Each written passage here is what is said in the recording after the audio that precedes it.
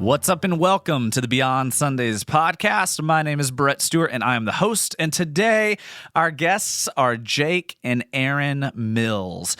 I'm excited to have them on. I've actually known Jake and Erin for many years. My first encounter with them when I first met them was about...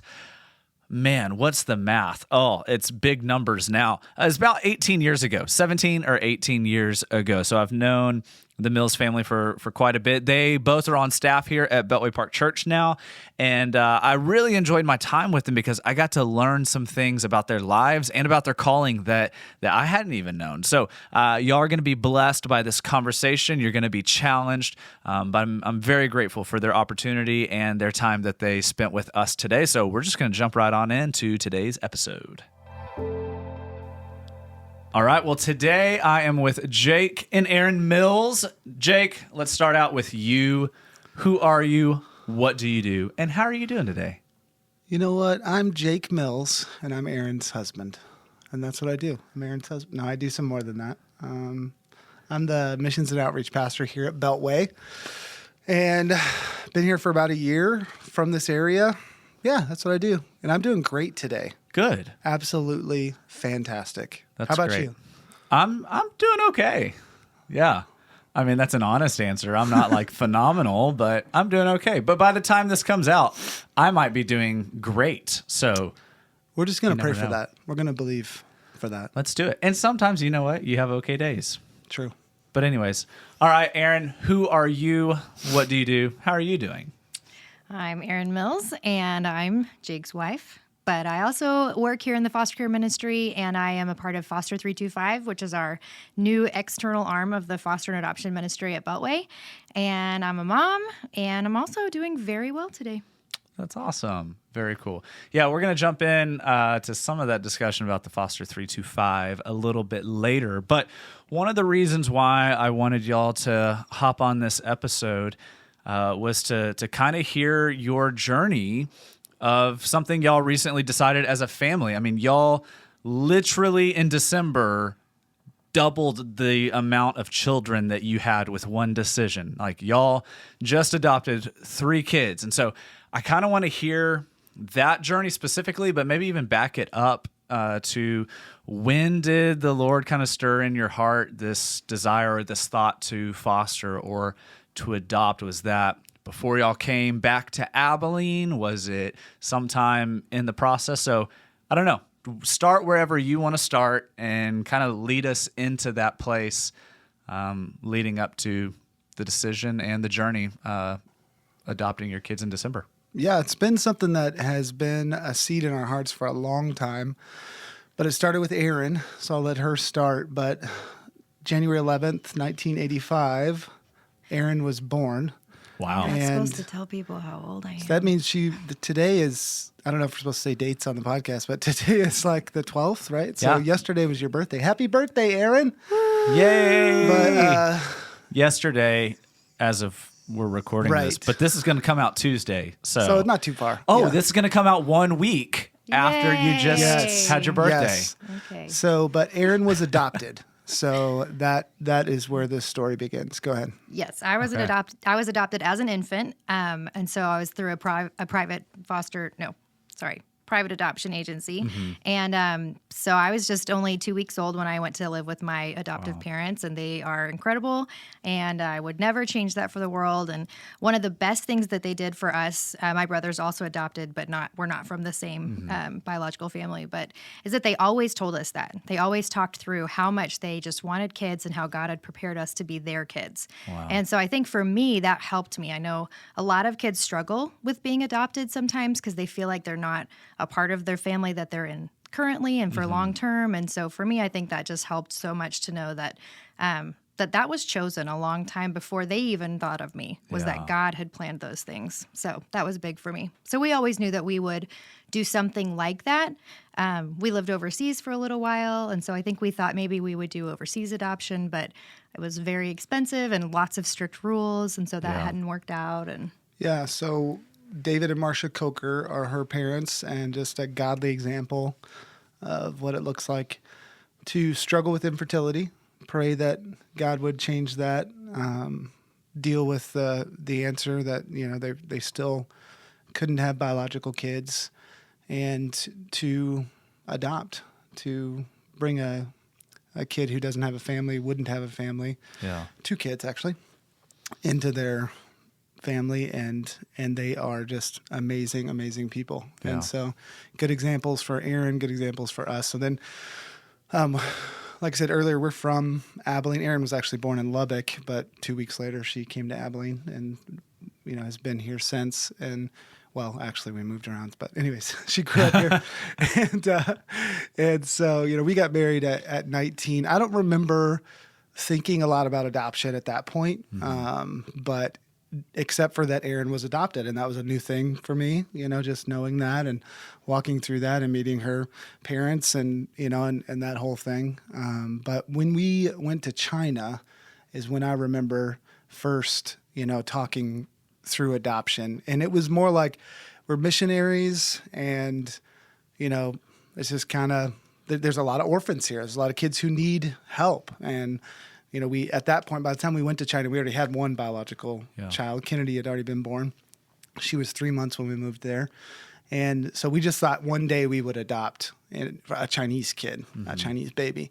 And we got to go be translators for some friends that adopted from, they were living in northern Texas, and they came over to adopt.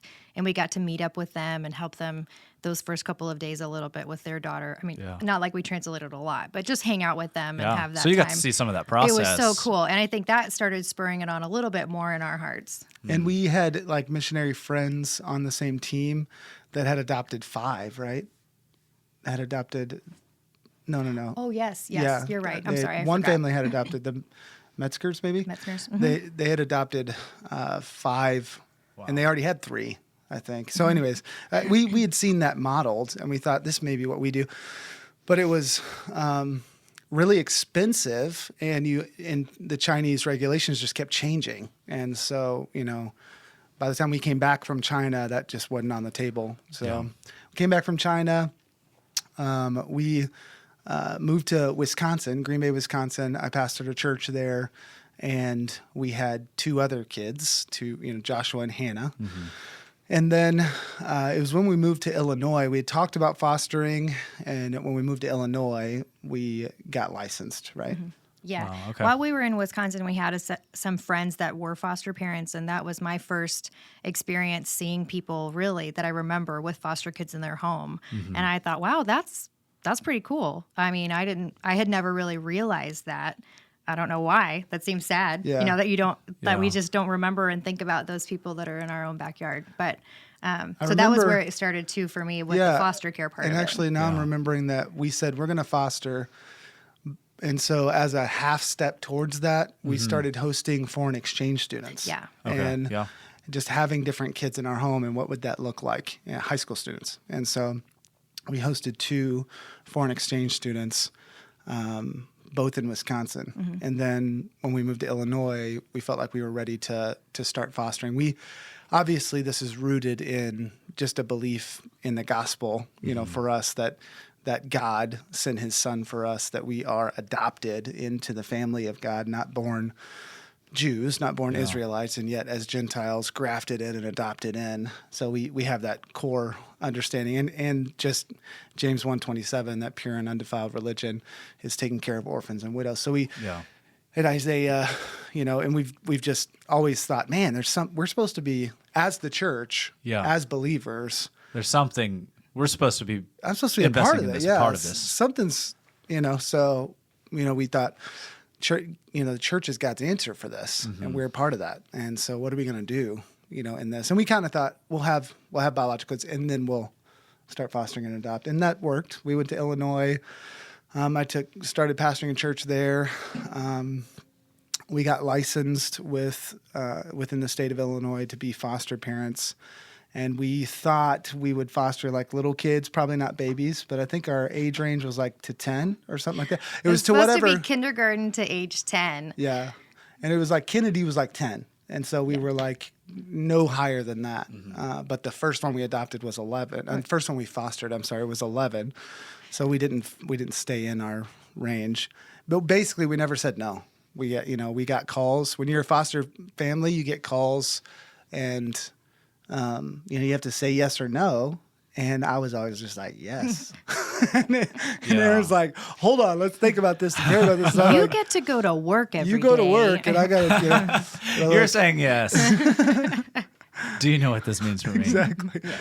So, we worked it up, but we never said no. The 11, a boy, he was, definitely from a difficult place, but it was really good. We saw a lot of growth in that, and he ended up going back to his family. And at that time, we were talking earlier, Brett, about did we always want to adopt? And we didn't. We thought we would adopt eventually, but we were fostering just to take care of kids in crisis. And we thought we would say things like, if we end up adopting, great. But we're going to try to just take care of kids in crisis and be a godly, influence in their lives when they're in a difficult time. Yeah. And so we ended up fostering a girl who was 15 at the time. She came into our house. I remember we got that call, and it was like, basically like, do you want to take in this girl? She's from inner city, like Peoria, which is kind of near the city we lived near, in a difficult place. One of the poorest, 61605 is one of the poorest, top 10 poorest zip codes in the nation. So wow. She was from kind of that area, and she had just witnessed, violent crimes. Somebody had died. She had seen somebody shot to death, gang violence. Wow. And we're getting told this, on the phone, and like your natural inclination is like, probably not. Right? Yeah. I went to a tiny private school. Like, I don't know anything about rough We're from life. Abilene, I've been Texas. very insulated. And so I was like, I don't know if I can. So we were like, wow, that's intense. And there were all these restrictions and things. And she was a rough kid and from a rough place. And I just remember us talking through that. And you got to kind of, in foster care, you got to kind of make that decision quick. Mm-hmm. They're like, hey, we got to get this. Yeah. Like, let's do it. We got to move on. If you don't want her, we got to move on. And so but she was one of our best yeses ever. And incredible kid. Absolutely incredible. I remember us just coming to we prayed and we talked and we came to the conclusion, like, if we're not here for a kid like this, then what are we doing? Yeah. Like, what? Aren't we isn't this the whole thing? Right. And so it was scary, but we brought it. Where we lived was like a nice, community outside of that, suburb community, higher income, all that. So, she came and lived with us, and racially and ethnically different than the majority of what we lived with, and God transformed her life. She gave her life to Jesus. We saw. That's awesome. We only had her for 6 months. We thought we would have her forever, and would have had things not ended up the way they were. There for a year. She was there for a year. Yeah, 6 months was the boy, but she was there for a year. Mm-hmm. And our community there embraced her and loved her, and I was so impressed with the school that she went to and how they just loved on her, and I was so she was just incredible, and she's a great example of Jesus, what Jesus does in transforming hearts. And that was when I really learned, like, wow, a loving, Christ-centered, Holy Spirit-filled home can have drastic impact on a kid's cognitive ability, their social ability, their self-esteem. I mean, it was like eye-opening. I mean, it was incredible to see her change. Yeah. And that kind of change is, what the Lord is after in all of us. And you said something a minute ago, like when first asked about, hey, would you take this girl in? It sounds scary and daunting, and you're like, that's intense. Like, but then what you just said, like, but isn't that if that's not what we're doing, what are we doing? Right. And so just realizing that, I don't know, this might not be a popular question, but I'm going to ask it because I'm asking it to challenge myself and anyone listening. Because you said that there is almost a biblical mandate on the church or on believers for for the orphans.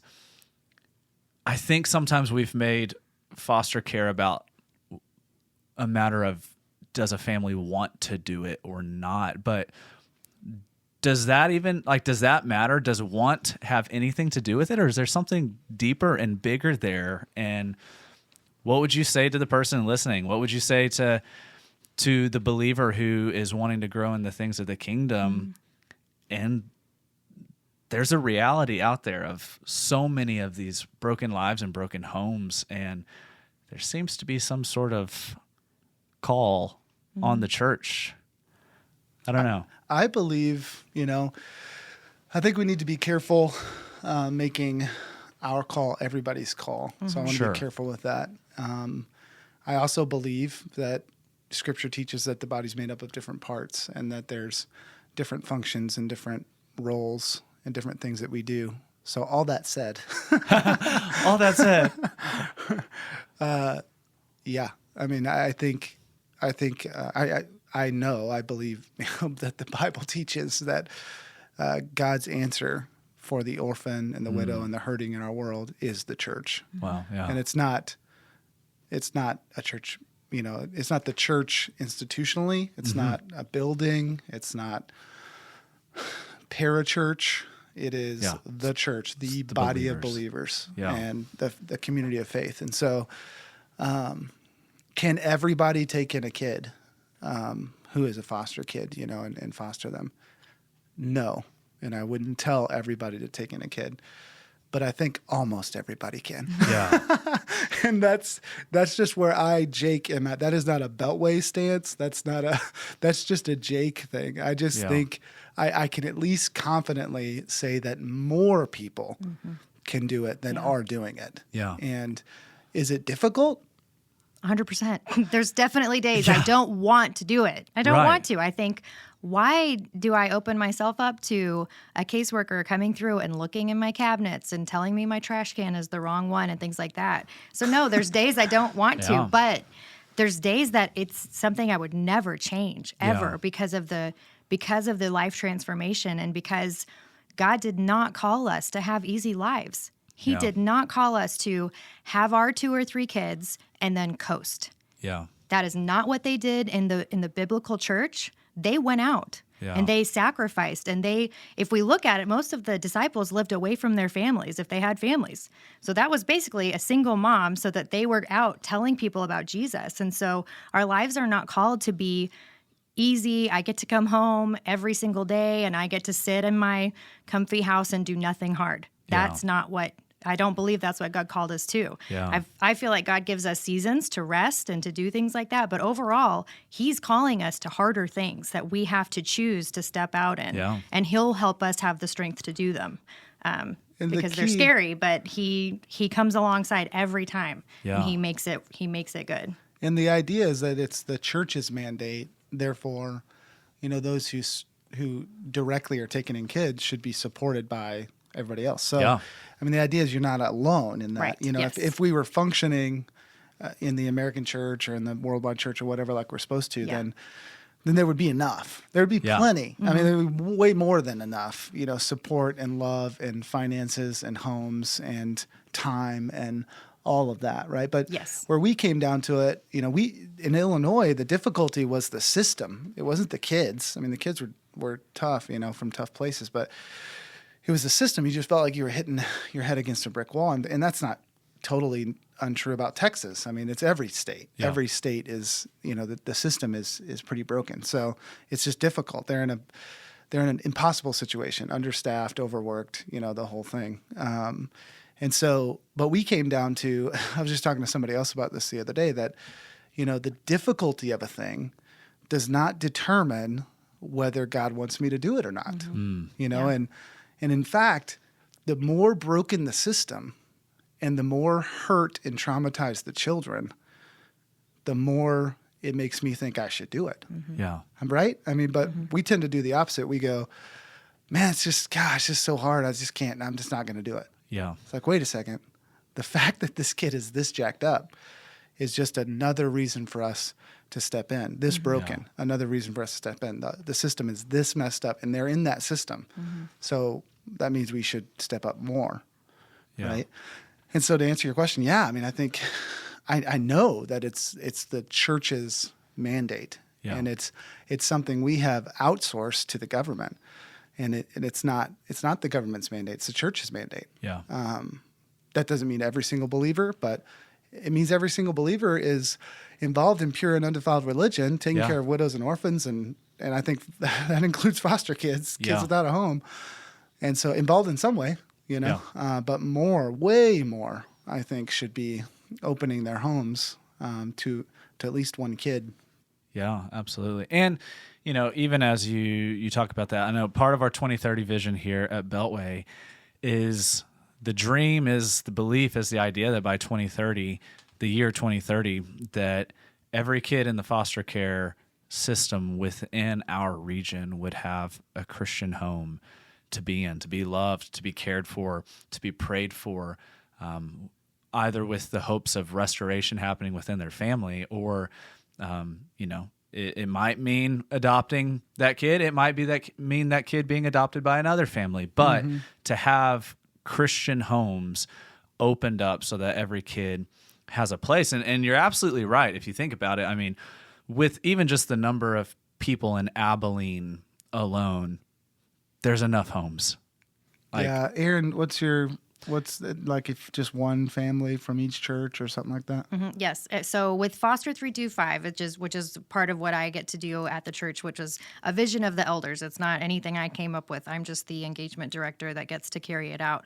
But if every church would just have one foster family and put a wraparound team around them to support them, then we would have homes waiting for kids rather than kids waiting for homes. Wow. We'd have more than enough homes. And so that would mean we would have more than enough hands to go around for the hard days. Or so what those wraparound teams are is maybe those people can help bring meals for the first few weeks of a placement, or they can get babysitter certified so that so that the state is okay with the kids being taken care of in their home and things like that. So, so for the wraparound groups, it's what Jake was saying. Like, it's other believers who are helping families Absolutely. who have said yes to bringing kids in. Because not every family, most families could. I really think it's not, most, but yeah.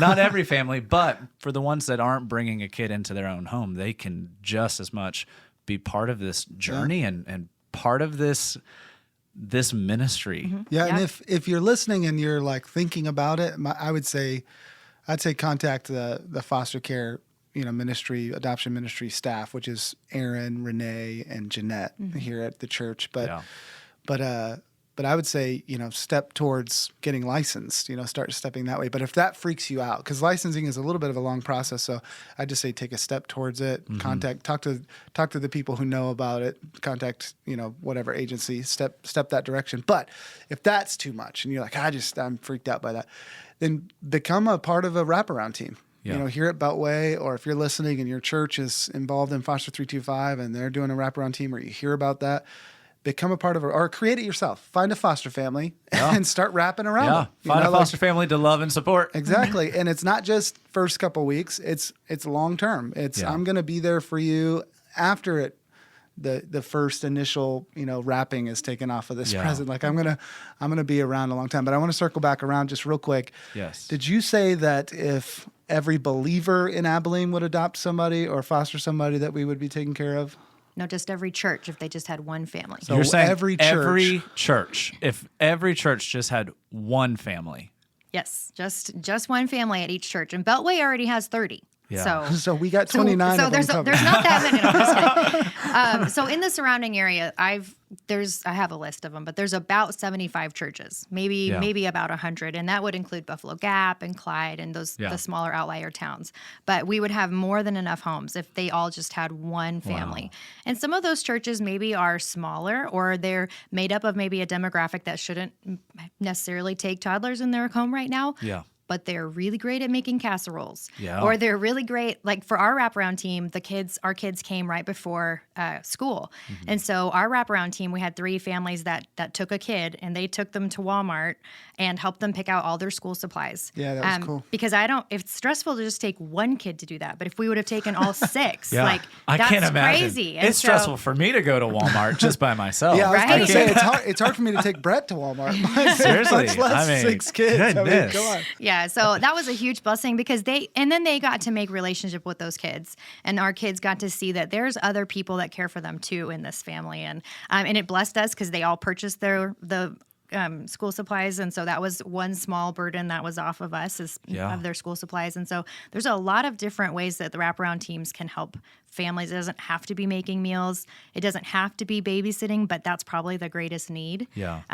Like one thing that's happened for our family because we're so big is that people are like, oh, we normally would invite the Mills over, but now there's 8 people if I'm making a meal. And so I'm like, I get that. I completely get that. But it's just, it's a natural thing that happens because you're like, that's a lot of people to add on to that stuff. So, so those kinds of things are definitely needed. Yeah. So to kind of finish that story, right, to get to where we are now, for those of people listening who don't know what you were just talking about. So we fostered in Illinois and saw God move. We moved here just a year ago, and a year ago this week, and we started getting licensed. We knew we were going to be foster parents. We knew Aaron, of course, came on staff and on the foster and adoption ministry, and that was already in the works by the time we moved here. And so, we were like, yeah, we're going to keep fostering, and we even chose what house we bought based on having enough rooms, things like that. But you asked me earlier, was it a plan to adopt 3 kids? It was not a plan at all. No. So we already have, at this point, 3 biological kids. So we were thinking, foster 1, and maybe adopt. Like I said, our plan, maybe adopt someday. Yeah. So adoption was not necessarily like the end goal. It wasn't concrete in y'all's minds. No. Right. And that is different for different foster families. Sure. For different families. You may want to think, your goal may be to adopt 1 or 2 or whatever. It may be more like Aaron's parents, or it may be like I've already got some, but I'm gonna adopt 1 and I'm gonna help be the church, and James 1:27, this thing. But and that's great. Mm-hmm. So that's awesome. We need that. Ours was, we're just gonna help kids in crisis, and if one ends up adopting, if we adopt one like they just are in our home and parental rights are terminated or whatever, then we'll do it, and God will provide. Anyways, so we're getting licensed, right? And we get a call. Yes. So our caseworker with New Horizons was, he knew these 3 kids, and their mom's rights had just been terminated, and we had just come on his caseload. That's a longer story as far as how that works with caseworkers and things like that. And he just felt like the Holy Spirit told him to ask us. Wow. And we weren't even licensed. Right. We weren't quite supposed done to be getting any licensing. calls. Yeah. Yeah. So he called us and said, hey, I've got these 3 kids, and I've been with them a while, and they are really great kids. So actually, he texts me and he says, hey, are you guys adoptive motivated? And I'm like, what? He's like, do you want to adopt? Are you in this to adopt? And I was thinking he was asking from the other side that, do I need to just look for kids who need to be adopted, or are you good with foster kids who aren't going to be adopted? Probably. Yeah. So I answered the way I've already answered on this podcast. Here's our thing, and he says, okay, would you consider adopting? And I'm like, yeah, we would consider adopting. And he's like, okay, I've got. Little did we know. Yeah. He's like, I've got 3 kids. And I was like, you're asking me if I'm willing to adopt 3 kids, 3 siblings. I already have 3 kids. That'd be 6. Right. And he's like, yeah. And then we called and talked to him, and he said he really felt like the Holy Spirit, just highlighted these kids. And he had been their caseworker for 3 years, two or 3 years. And so, he knew them, and they came from a hard place, not in our region, but miraculously, in our agency, God had the home that they were in was pretty stable and had done a really good job being a great influence in their lives. Yeah. And so, they're just, a lot of times with kids from hard places, sometimes their behaviors can be difficult. Yeah. And so that was one of the biggest concerns for us, because we have younger kids. And so we just want to make sure we're protecting them and being good stewards of that as well. And not to mention, I want to interrupt you, like y'all are still pretty fresh in a new place. Like, this is like 3 months in. Yeah. Y'all have been all over. You just came back to Abilene. Kids are in a new environment now, getting used to things. Because I guess the only one that had lived in Abilene prior was Kennedy, right? Barely, because she was 3 months old when we moved to China. Yeah. So you already have a whole lot of things that you are having to get used to as a family. And then enter, the possibility of not 1, not 2, but 3 kids. Yeah. Forever. Yeah. And so the saving grace was that because they were in a healthy, a safe, at least, foster home at the time, and they didn't have to be removed immediately, but that home wasn't adoptive. So they had to find an adoptive home. But because they didn't have to be removed immediately, we had some time, which is not normal. Normally you're like having to make decisions quick. So we were able to pray, talk to our family, talk to, David McQueen and Randy, and get some people to speak into this thing and, get some wise counsel. There's wisdom in the counsel of many. And so, our initial inclination, same as with the girl in Illinois, I was like, yeah. and I said no. And Aaron's like, I don't know if remember it's the wise. thing about me going to work and you going to work and me being at home. But we talked through it and then I was like, oh man, I don't know. As we kind of got some counsel and I'm like, I don't want to just so I can have a tendency to do hard things because I just think we should do hard things. Right. And so for Jesus, right. And so, not like dieting, because I don't do that at all, but like hard things New for year, Jesus. new you, Jake. It's Come on. New Year, same Jake. No, but I hear you. Like you kind of want to call into check of like, hey, I know my personality that I do this because like I do this. I'm motivated in this way. And I think it's fair to ask, like, is my heart truly here? Do I feel like I've heard the Lord, or am I just jumping because I know that I'm wired to jump and to do something? And that's my personality. I tend to be a take the hill, do the hard thing, stop talking about it, let's just do it kind of guy. And so we went back and forth. So I got... Wait, let's be honest. You like to talk about it a lot, though. Yeah, let's talk about it, true. too. You like to talk about a lot of things. She's saying that because I tend to be the one who needs to talk things out, whereas she's like, okay, I'm done talking to you. I moved on already. Okay, we've all forgiven. We're done. I'm the woman in that No, sense. no, that's not what I'm... But anyways, but when it comes to decisions, I tend to be pretty decisive, Yes, and absolutely. let's make the decision and move on.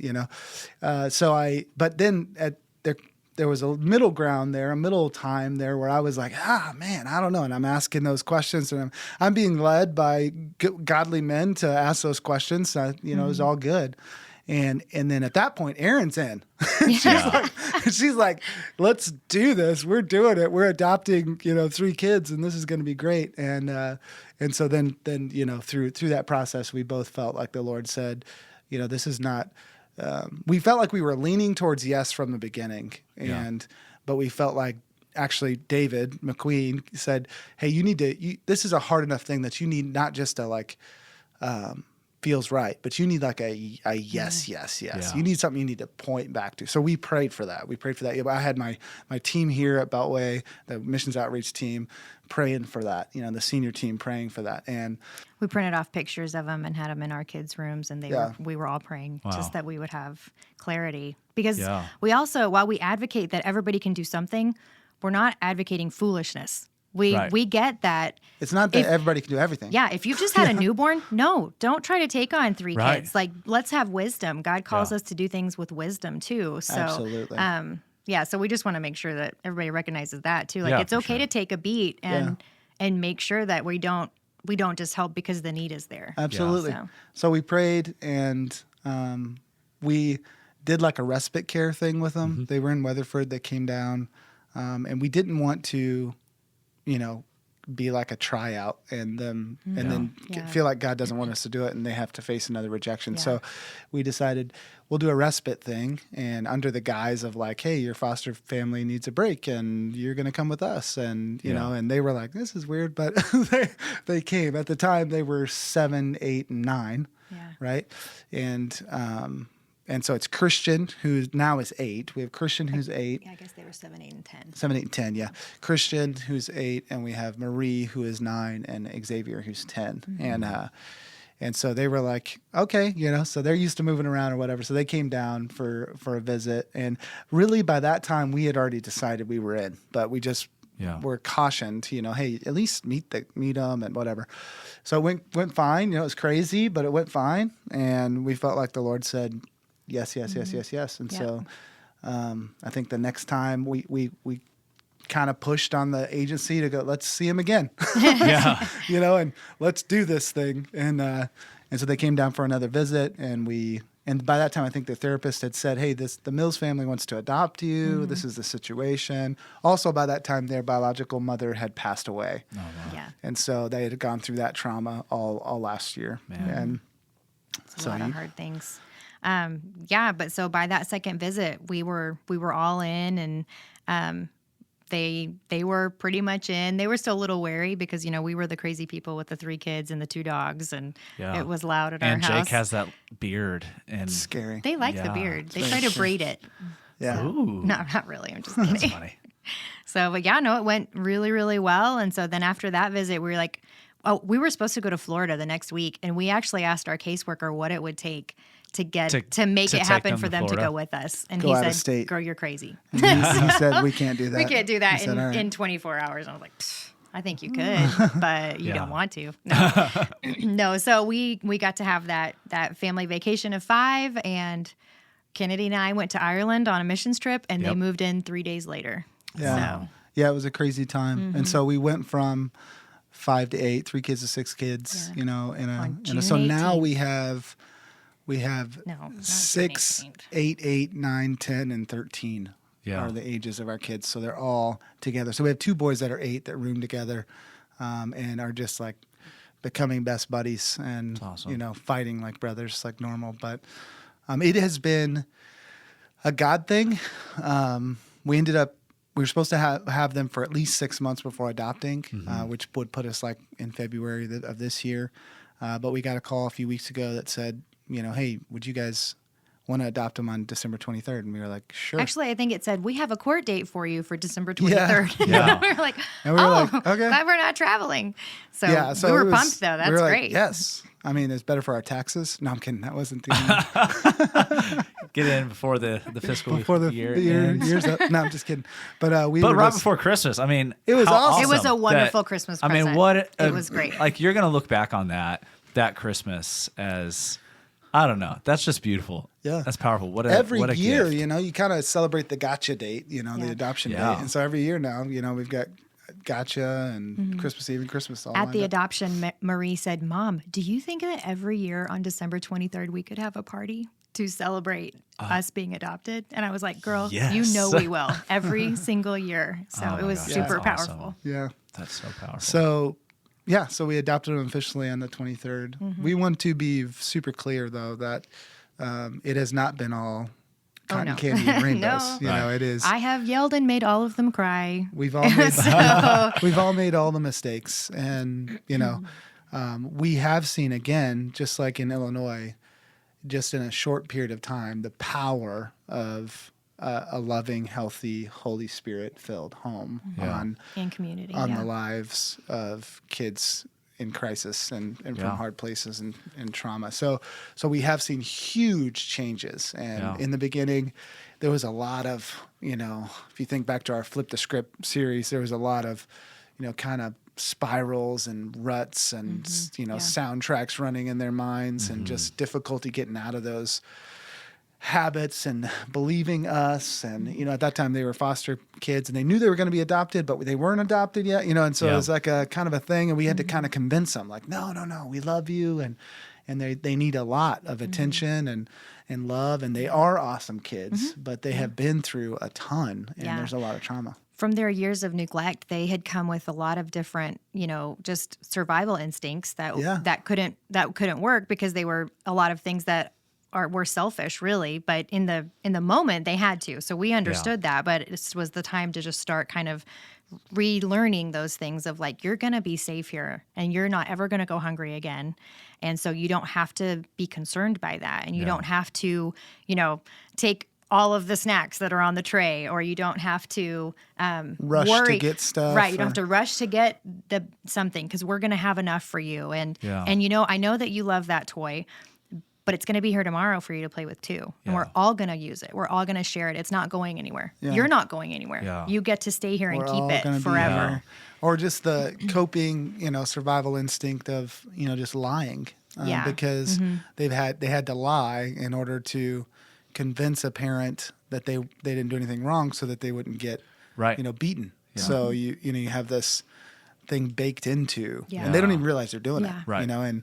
And so just trying to coach that and love that out of them. Yeah. And so there were difficult times, I can say, I feel like we are like leagues ahead of where we were. It's incredible. Even months ago. It just is incredible when you do kind of connected, loving, consistent parenting, or you try. Yeah. You fail, but you try, And so you see that. And so now, just recently, we haven't really shared this out too wide, but recently, 2 weeks ago, I preached at North, and we talked about the narrow path, the narrow door. I was about to bring this up. I'm glad you brought it up. And we had 40 people raise their hands for I did share this at staff meeting. I forgot. We had 40 people raise their hands at to say, hey, I want to go through the narrow door. I want to give my life to Jesus.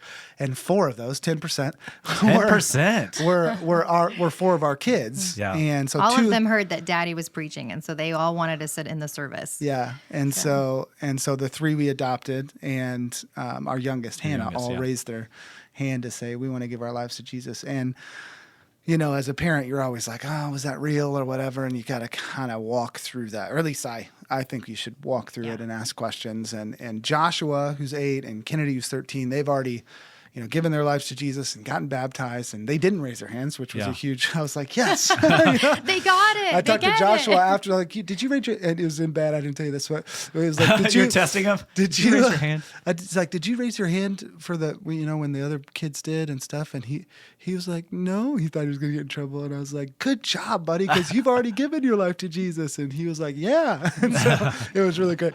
But anyways, that afternoon, Sunday afternoon, this is like 2 weeks ago, we are at home and talking through that with those 4, and it kind of in shifts. And we were in Hannah's room, and there was just a genuine, these 4. I mean, Hannah has always been in church. She's a pastor's kid. She's like, yeah, I want to go with the guy like Jesus. Like, he's my best friend, So she's a little bit in a different place. But with these other 3, they have not. Yeah. This is all like, what? I mean, the whole thing. We do Bible stories at night. We do church. They're in church a lot. Yeah. So, I mean, they're here we're having discussions at every dinner almost for a long time about Jesus and like just some basic stuff, because they just didn't know.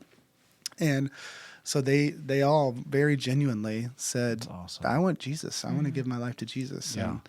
And we prayed with them, and they gave their lives to Jesus just on the floor of Hannah's room. And we signed up for baptism class. Which is February 6th, if you're listening. You can sign up at beltway.org/baptisms. Well, that's cool. Thanks for telling us a little bit of y'all's story. As we kind of wrap up, Erin, what can someone do? What is a good next step for them to do if they're wanting to say yes to this call of being part of the foster adoption ministry, or be part of this need that we have, not just in the Abilene area. I mean, this is all over our nation. Yeah. But what is that next step for someone? Where should they go to get some information? And if there's anything else about Foster 325 that you wanted to explain, go for it. Yeah. So if they wanted to contact me, myself, or Renee, or Jeanette it's just our names and beltway.org. And we would love to answer any questions. We can give them information on babysitter training that's starting on February 5th. Nice. And so that's a Saturday, I hope. And so must be, because February 6th is a Sunday for baptism. Okay, good. So that will start your process to become a certified babysitter, which is a great need. I get emails almost weekly from parents asking if I have lists of people that are certified. That are certified. And I don't have those lists because they're very hard to keep track of, because a lot of different factors. But so that's a great way to start. We can get you plugged into a wraparound team. We can find you foster families that you can get to know. If you have any inclination that you would like to adopt from foster care, I would say go ahead and get licensed. You do not have to say yes to kids. You can wait until something falls in your lap like it did for us.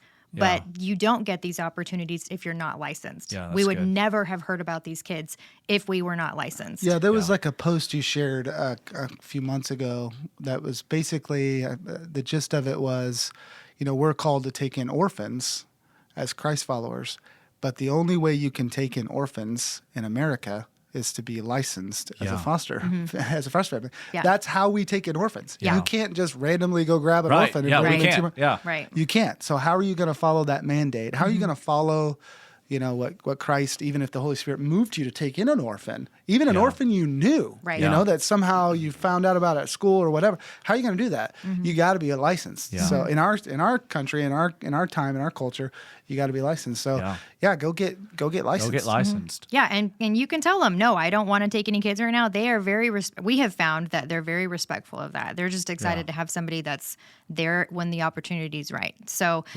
email one of us, and we would love to point you in those steps. I can introduce you to the 9 agencies that license here in Abilene. Our agency was New Horizons. I can say that because I'm not in the foster care ministry. So I can say New Horizons was great to us. Great. So that's one place you could start. Personally, I believe. You can do Abilene that. has lots of good agencies.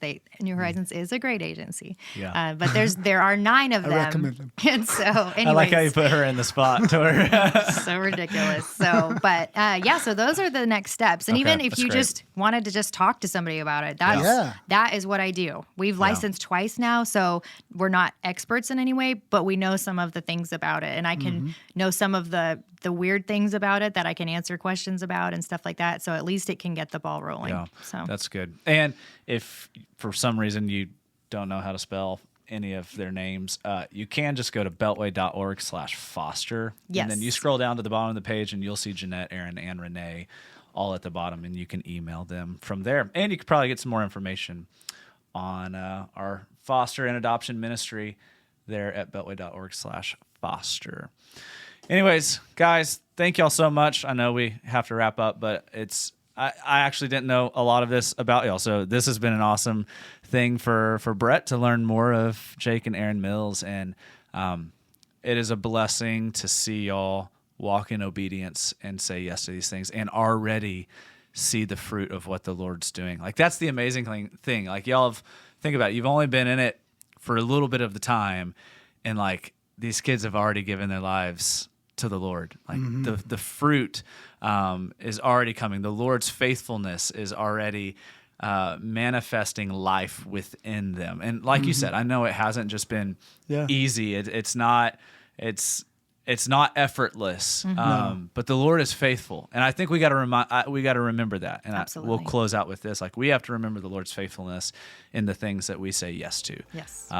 We got to be obedient. We got to just take that step. We got to say yes. And then the joy of it is getting to see the Lord move. And it's a blessing to get to see that. So thank you so much. And Thanks for having us. Yeah. Y'all have a good day.